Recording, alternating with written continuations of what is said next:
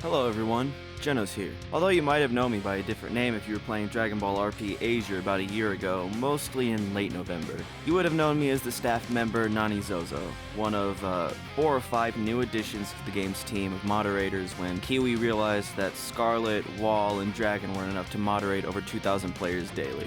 I initially sent in my application via Google Docs, telling Kiwi about how I had previous experience moderating in places like Discord servers, and how I had a nose for people who'd become problem players for everyone else. After a few days, I'd be messaged by Asanomiya that I'd made the team, and he congratulated me.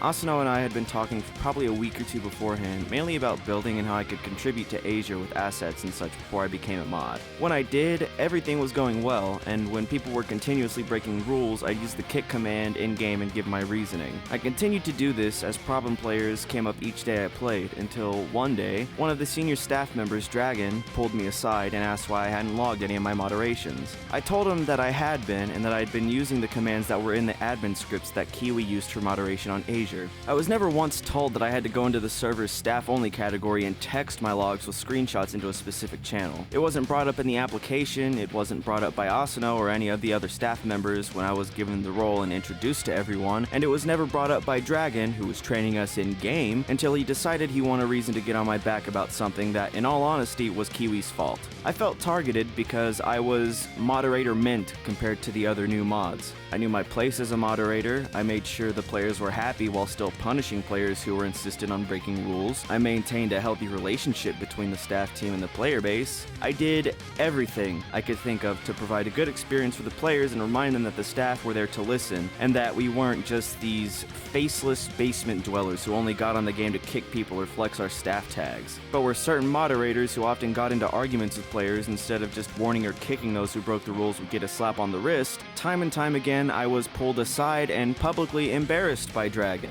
It wasn't just Dragon that had problems with people skills, though. I know Scarlet had a huge big dogging issue, and based on personal experience and what I'd heard from the other staff members, new and old, you were constantly walking on eggshells with her. Players seemed to think that she was some kind of victim who was constantly being bullied, but the reality was that she was joking around with people, and the second someone joked around with her back, she'd start acting like things might go wrong for you if you continued to do so. It was just really ridiculous and made me question why she was a member of the senior staff, just like Dragon, who had problems with generally being kind of a dick. So what were they doing there? Well, Dragon was constantly riding Kiwi's dick 24/7, and you couldn't bring up any of the issues with the game or its rules, or else he'd draw an argument with you instead of actually listening to what you had to say. I assume Scarlet was there because she was friends with Kiwi, and their relationship manifested in him showing favoritism like he did with Dragon. I saw no redeeming qualities about her as a moderator back then, and still see none now considering her eagerness to hold her position over people's heads if things don't go her way, regardless of if the rules were being broken or not. And this all ties in with a bigger problem. This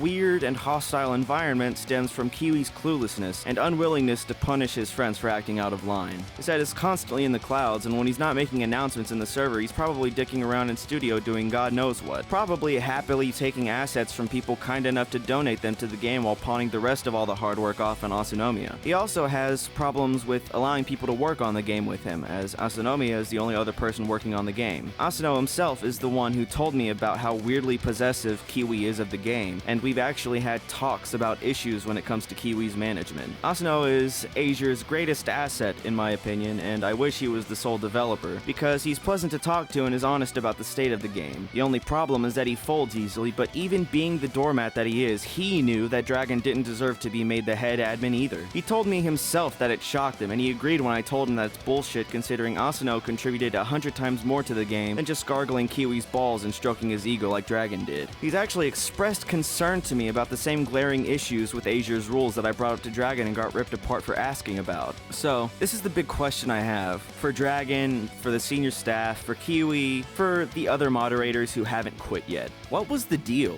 Were you just trying to fucking big dog me? Were you threatened by the fact that I was building a positive relationship between the staff and the player base, like any competent moderator would do? Regardless of why he acted the way he did towards me, none of it really matters now, since I quit quit after him and I had the argument. I wasn't going to be a part of a staff team that punished Luffy cosplayers so much more severely than people who made Adolf Hitler and bypassed the chat filter to say racial slurs, which is something that actually happened and which is the whole reason I got into an argument with Dragon to begin with. And I still don't intend on trying to go back, not as long as I'm treated with such blatant disrespect, because frankly it's fucking ridiculous. And I almost forgot, just as the cherry on top of that giant pile of shit, soon after I left the staff team and stopped playing Azure, Kiwi began to add some maps to the game. What maps, you might ask? Oh, nothing, just Planet Yardrat and the Sacred World of Kais. You know, Planet Yardrat that nobody wants to go to when they're role-playing in the Dragon Ball world. Planet Yardrat that the Sphinxians that my friends and I all created and hosted another btools event with were from. The Sacred World of Kais that wasn't thought of being added to the game for years before I was a member of the staff team. The Sacred World of Kais that I made with btools for an event that everyone loved that was only added after